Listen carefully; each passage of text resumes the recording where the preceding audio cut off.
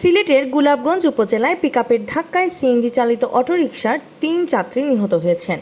আজ শনিবার সকাল ৯টার দিকে সিলেট জকিগঞ্জ সড়কে গোলাপগঞ্জ উপজেলার রানাপিং ইউনিয়নের পূর্ব ফাজিলপুর এলাকায় মিনা সেন্টারের পাশে এর দুর্ঘটনা ঘটে।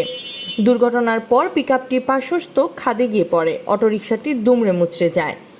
গোলাপগঞ্জ থানার ভারপ্রাপ্ত কর্মকর্তা রফিকুল ইসলাম দুর্ঘটনার বিষয়টি নিশ্চিত করেছেন। তিনি জানান, নিহতদের মধ্যে 2 জন পুরুষ ও 1 জন নারী রয়েছেন।